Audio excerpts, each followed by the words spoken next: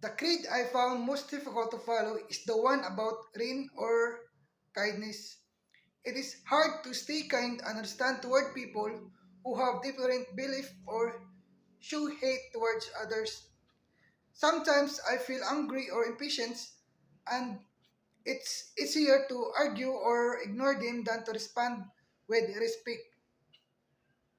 But I know that true kindness means trying to understand others, even when it's not easy.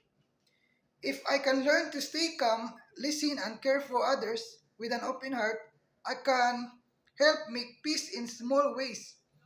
Practicing rain reminds me that showing kindness is not a weakness. It is a real strength. Thank you.